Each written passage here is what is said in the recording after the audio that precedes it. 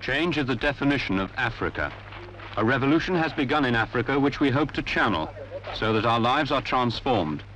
It is a revolution with a purpose, and that purpose is the extension to all African citizens of the requirements of human dignity. Julius Nyerere, President of Tanzania.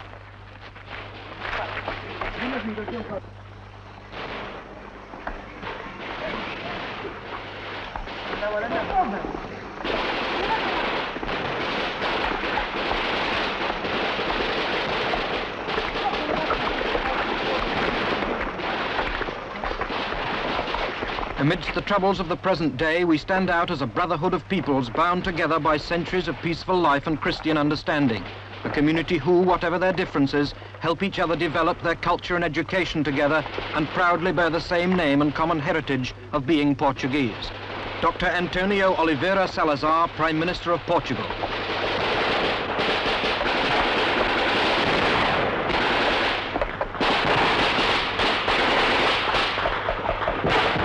We are on the west coast of Africa, in Portuguese Guinea, a country twice the size of Wales. These people don't want to be called Portuguese and are fighting for their independence. Their war is a miniature Vietnam. They claim the Viet Cong are their cousins. But theirs is not a headline war. World in Action joined one of their patrols to film their side of guerrilla warfare, to see one of those wars normally referred to in reports which begin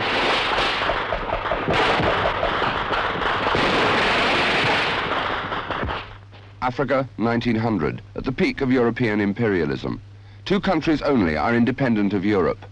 But as the century goes on, ideas change. The European powers become entangled in the 2 great wars, and African responsibilities are shed, sometimes violently, sometimes nostalgically, sometimes with no regrets. But in one fashion or another, independence spreads steadily across the continent. Except for the 3 Portuguese territories. In Angola, war began in 1961, in Mozambique in 1963.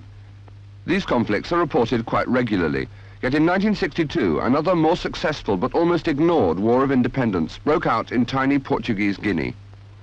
These are the kind of rebels Lisbon faces there. Juan Bernardo Vieira, nicknamed Nino, formerly an electrician, now one of the top 15 men in the rebel movement, aged 28, trained in Cuba and Czechoslovakia. Constantine dos Santos Teixeira, Chuchu to his friends, aged 34, a Portuguese army deserter, now military commander of the South Front. Paulo Correa, aged 27, was a bus driver, is now a political commissar. Both these men have been trained in guerrilla warfare at the Nanking Military Academy in Communist China. Constantine's other nickname is Westmoreland.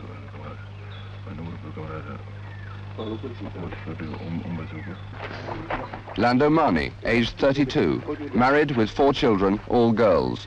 A peasant farmer who has been a unit commander for 4 years. He still carries a bullet in his thigh from an attack in 1966. Lando Mani was our unit commander.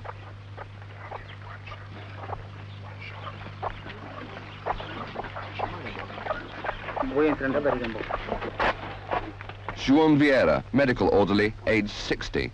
Married with 13 children, a peasant farmer all his life. He had 3 months hospital training abroad after joining the movement in 1961.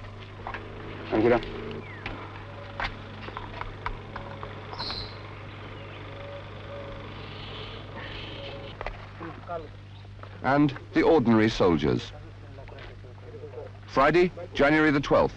A guerrilla unit is being formed out of the remnants of old ones. They are 7 days away from the action we are to see, an attack on a Portuguese garrison of 600 troops. These are the armed forces of the movement that calls itself the African Party for the Independence of Guinea and the Cape Verde Islands, the PAIGC. All are unpaid volunteers.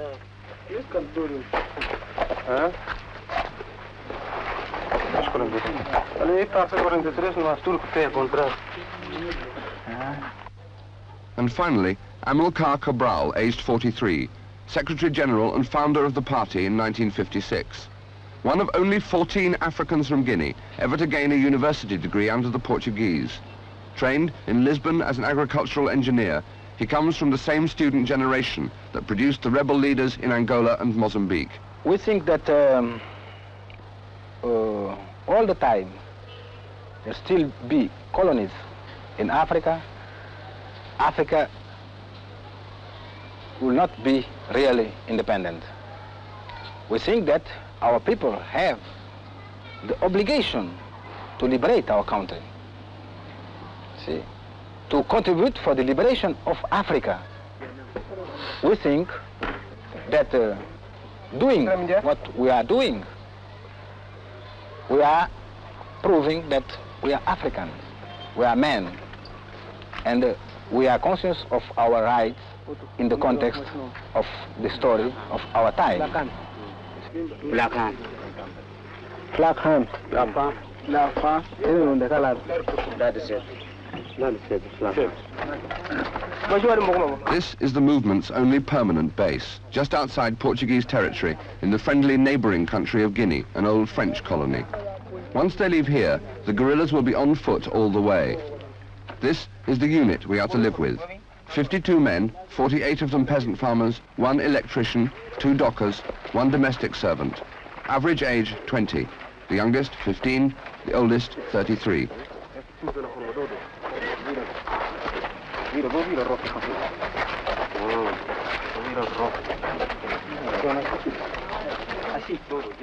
This particular group comes entirely from 2 tribes. 45 of them are Balant, the biggest tribe in the country, who were only finally subdued by the Portuguese in 1936 after 50 years of sporadic fighting.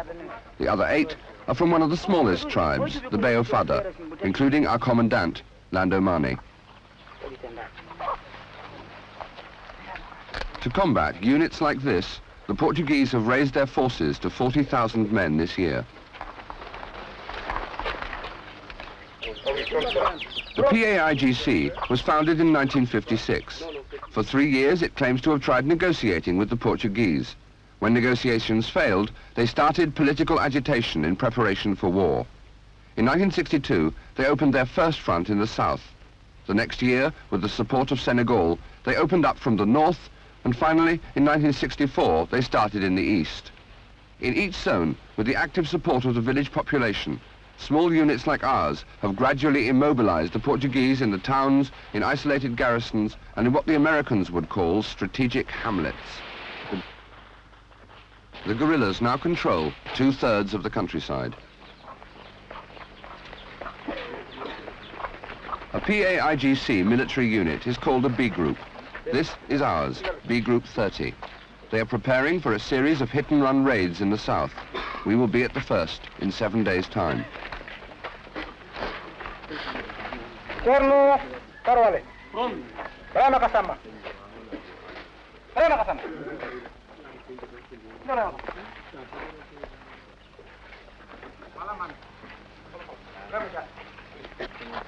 In this army, there are no badges of rank. They shake hands rather than salute.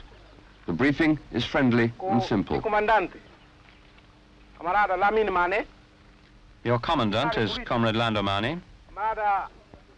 Your political commissar is Comrade Coutin Lopes. You have 2 section leaders, Comrade Infanso Nanke and Comrade Insumba Beran. These 4 have been entrusted with command by the party. I'm sure they will give out wise orders. These 4 are your commanders, and you must obey them. The group carries 4.27 bazookas made in Czechoslovakia, 6 7.92mm machine guns, Czech reproductions of a German design, 12 7.62mm submachine guns made in Russia, 12 7.62mm semi-automatic rifles made in Russia, plus for 12 men, 6 defensive hand grenades each, made in Russia. Over the border, they can call on supplies of mortars, cannons, anti-aircraft guns and mines. You are B Group 30. You are going to operate in the South Front. I hope always to hear good reports of your actions.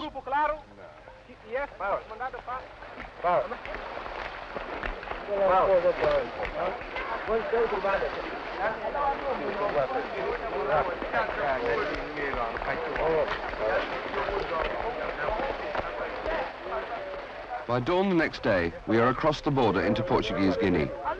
The guerrillas call this part liberated territory, for the Portuguese are rarely seen here now. Each man carries about 30 pounds. They move stealthily with ears tuned for the planes that hunt them. They're proud of the speed they march at. A line from one of their songs goes, "The guerrilla walks freely on the ground, while the little Portuguese flies high, commanding the clouds." We hope that with Portugal we can get very good relations after the independence in all fields. Our fight is only against the Portuguese colonialism, the foreign domination in our country. But we never fight against the Portuguese people. Contrary, we hope to develop, to consolidate the friendship with the Portuguese people. For us, any government in Portugal, it will be good for us to have relations. One condition only, we have our right to self-determination and to the independence of our country, like an African people. A big group. 40 miles inside Portuguese territory, we have made contact with the field command. Constantine, military commander of the whole South Front, has about 2,000 guerrillas to set against nearly 13,000 government troops in his area. B Group 30 is assigned its targets. Every move they make is discussed. It's hard to pick out the moment when an order is given, since in this army, the most junior soldier is encouraged to query, discuss, argue, all but change what he's supposed to do.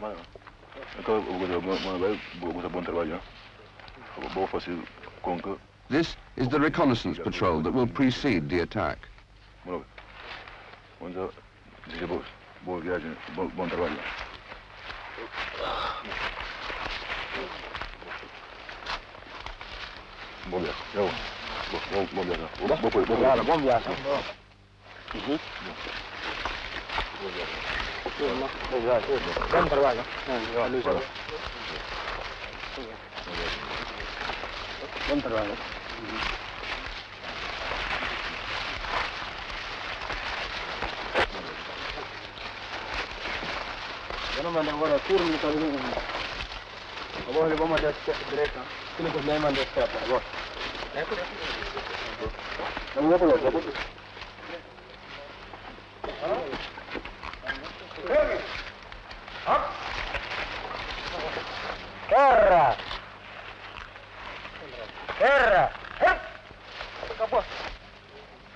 The unannounced pinprick raids of units like this caused 2,500 Portuguese casualties last year and forced the Lisbon government to spend £12 million on policing the territory with troops.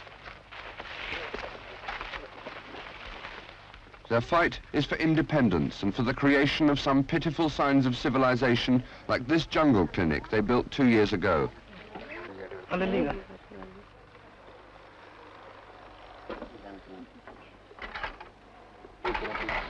We had in our country some years ago only 12 doctors for all the country and 45 schools, one college only, but no university at all.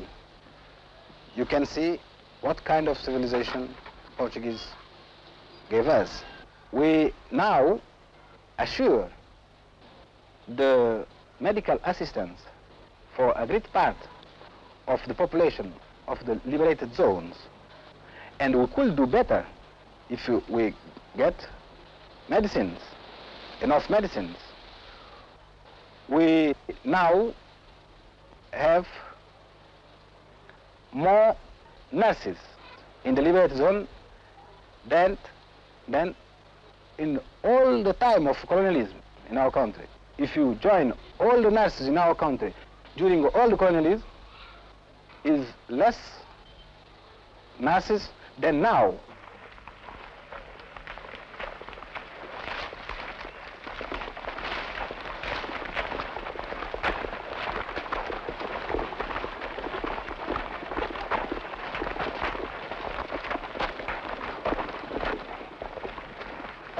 The reconnaissance patrol has been away 36 hours. The leisured, handshaking routine is typical of their informal approach to their fight. But it's also a part of their philosophy. They are not military men, and they are not interested in becoming military men. Independence is not something to set a deadline for. It's the inevitable outcome of their hit-and-run tactics and the logic of events in Africa as a whole. Their purpose is to sting and not be seen, to prick the nerves of the Portuguese army so that in the end they will withdraw completely from Guinea. Meantime, the movement prepares the country to run itself, and it does this first by welding a sense of national unity to replace the years of isolated tribal resistance. And behind the armed struggle, they build a civilian organization. The strength of the guerrilla soldier is his stealth, invisibility, and capacity for surprise. Mostly they strike at night. By day, they're hunted by Portuguese planes whose drone is never far away.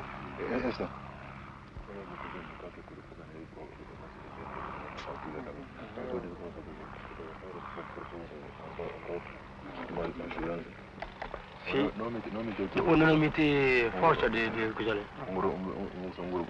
Grupo ali. Prefiro força atrás. Tens fazendo por qualquer parte. Ali está entrado sempre. Desde o princípio da guerra está entrado. Só para lá. Fale, e mate cerrado. E tem esse campo mesmo, e sempre lá morto. This is an ordinary peasant village. It is dawn, and the entire population has cleared out. They will only return after dusk when the threat from the bombers has gone.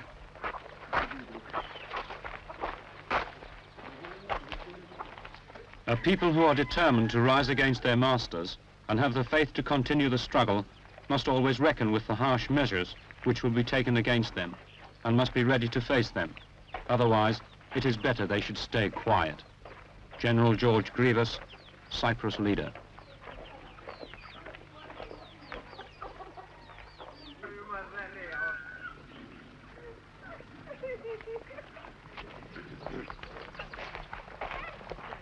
This village, population 300, has been bombed 26 times since the war began. These are the civilian scars of guerrilla warfare.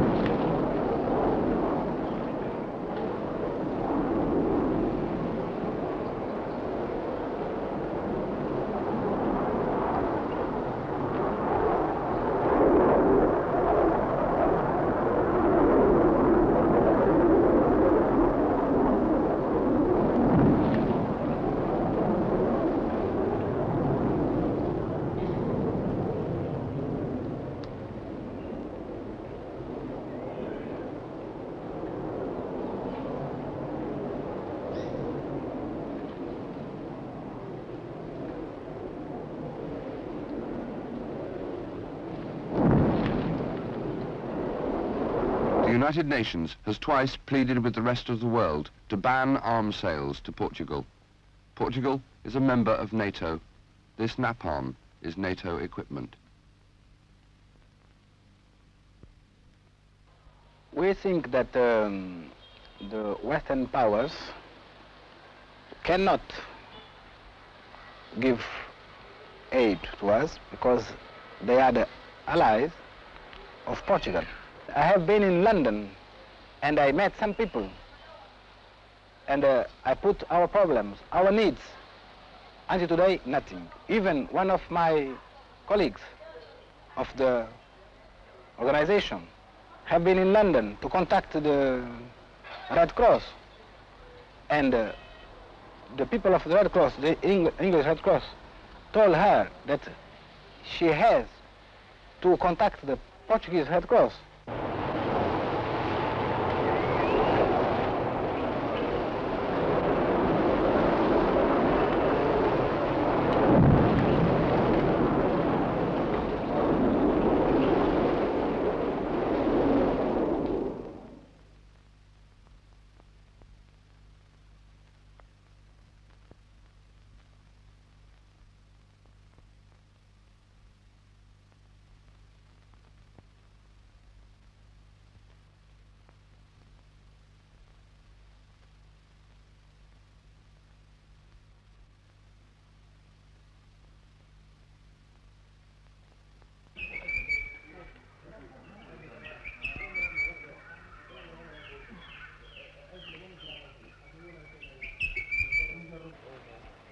6 o'clock in the morning.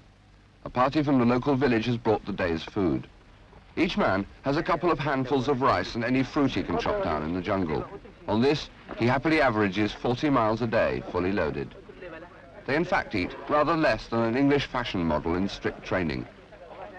Each village has an elected committee of 5 who run the village and are responsible for supplying food to the military units. They also supply porters when extra arms or ammunition have to be taken on a mission. This village will supply 15 young boys and girls today to carry 3 Russian 82mm cannons to within a mile of the attack.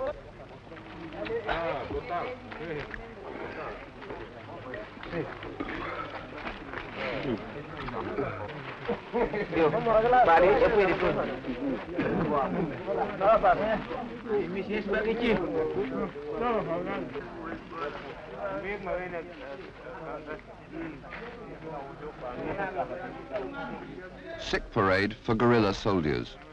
To qualify as wounded, a guerrilla fighter has to be virtually half dead. He will then be sent to the base hospital across the border, but even that had no antibiotics when we went there. Shrapnel in the skull or Lando's bullet crease across the inside of his right thigh don't qualify. Some primitive running repairs by Juon, and they'll be ready to fight again.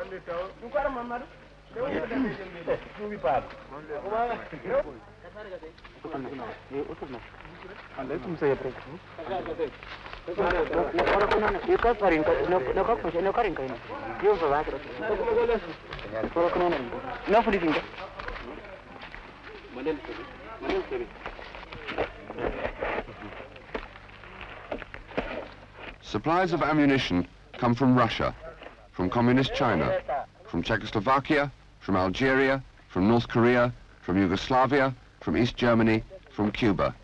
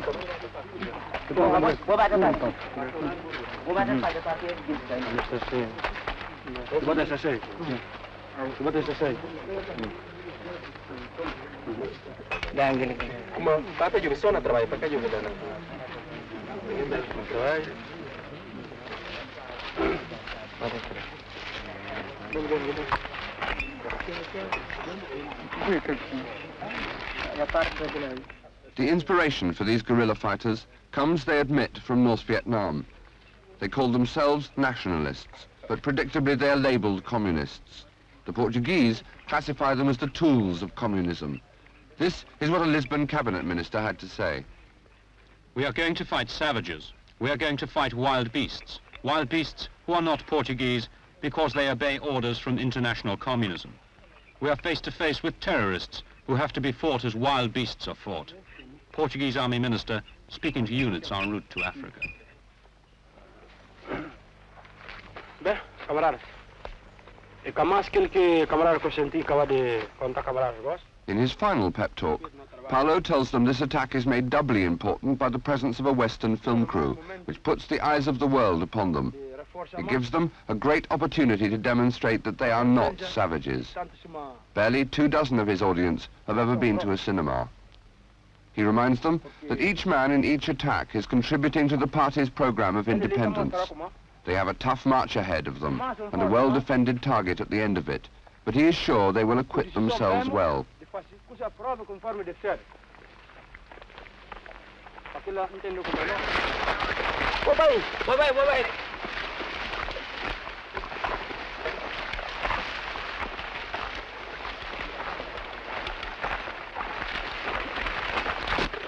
The ambition of these men is not to destroy an enemy. It is to achieve the dignity of civilization the enemy possesses.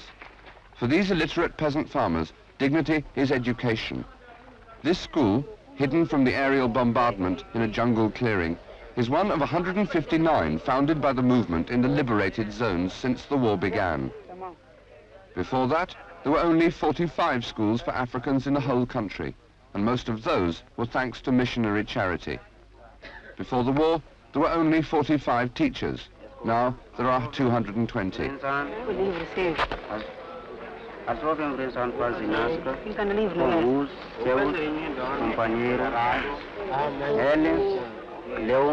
Before the war, no one in B Group 30 could read. Now, 7 can. Lando Mani, guerrilla commander, 32. His proudest achievement, he learned to read at the age of 31.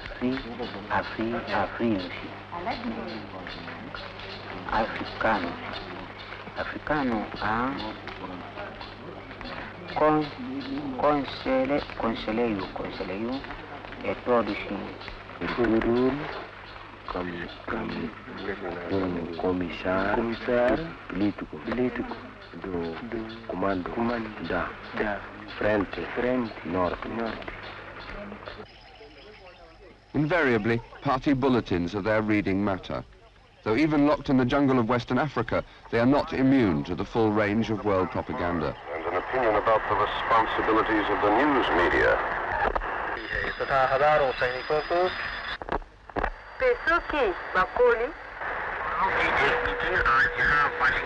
Georgetown University made. The official Chinese news services have now begun to warn people that all the political quarreling now going on could lead to that. Music will be provided by Pearl Bailey and Richard Hammond. To begin their training and then to move on, with the assumption that perhaps a third of those would be unsuitable, but the jobs could be found for perhaps two-thirds.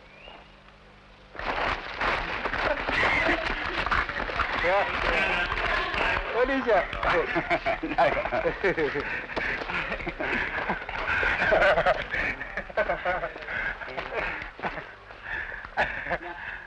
We are committed only with the freedom and the dignity of our people. Is the fundamental for us. We are not fighting for an ideology. We're not fighting for the capitalism or for the communism in our country. We are fighting for the independence of our people.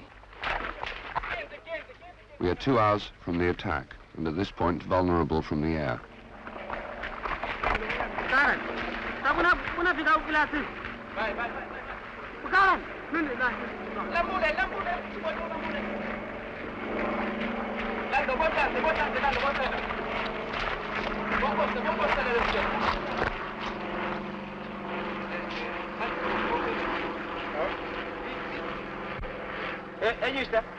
The last few miles are through swamps and across rivers. The stench is as strong as the suction.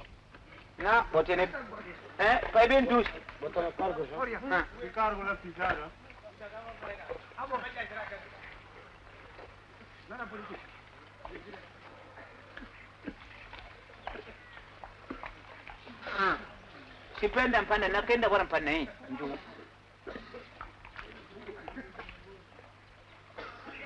Joven, torna la izquierda. Así mismo.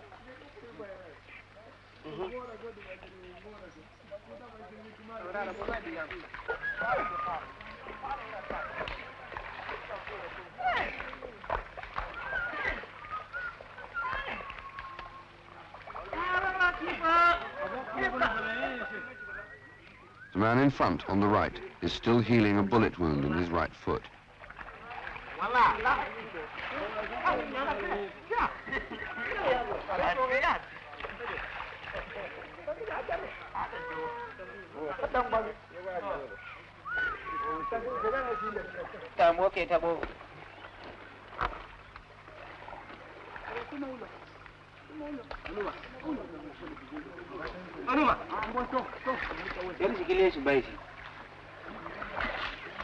The ferryman is yet another part of the volunteer civilian supply system that gives the movement its integrated strength.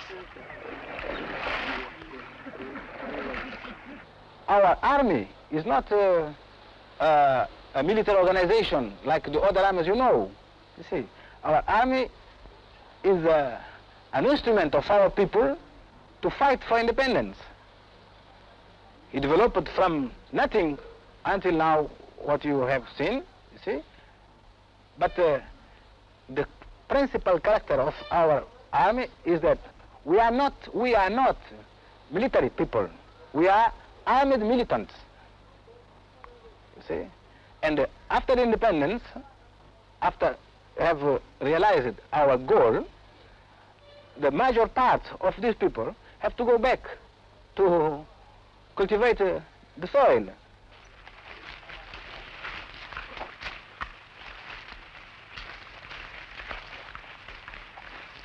"4:30 in the afternoon, Saturday, January the 20th.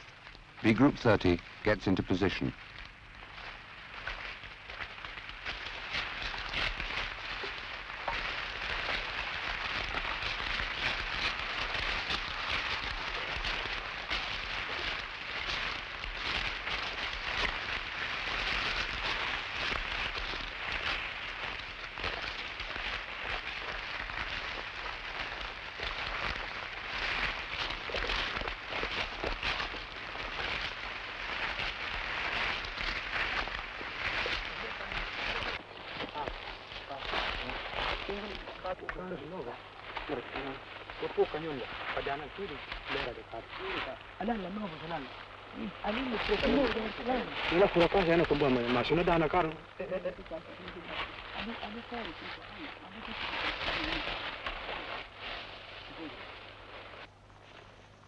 The Portuguese garrison of Buba.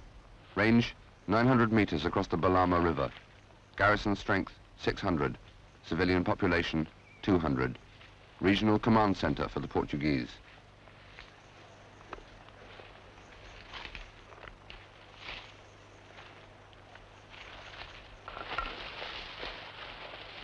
To the right of B Group 30, B Group 17 and B Group 5 prepare for a simultaneous attack.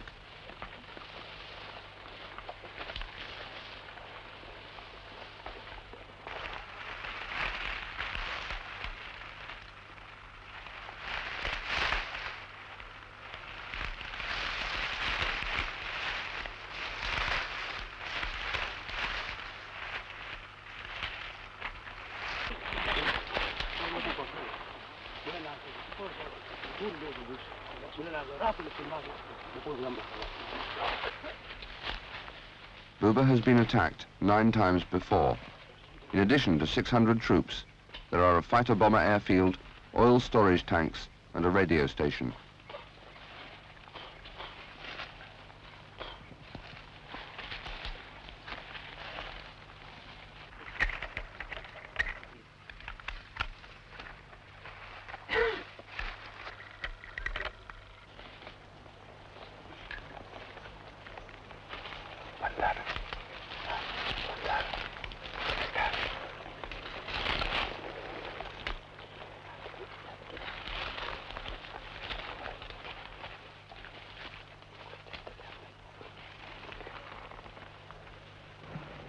.505, Saturday afternoon, January the 20th.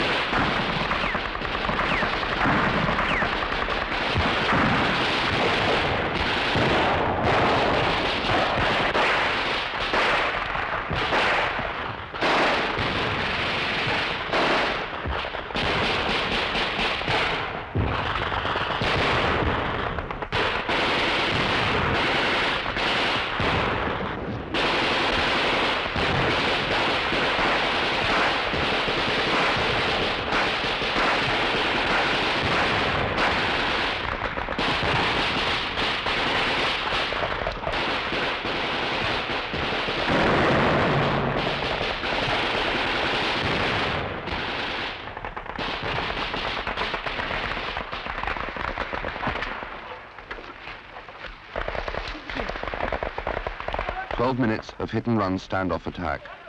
The Portuguese were taken completely by surprise. Apart from small arms fire, their only response was some overranged mortars. Casualties on the guerrilla side, 6 wounded. On the Portuguese side, the oil dump in flames and enough wounded to fill a relay of helicopters for several hours. One more typical small action is over.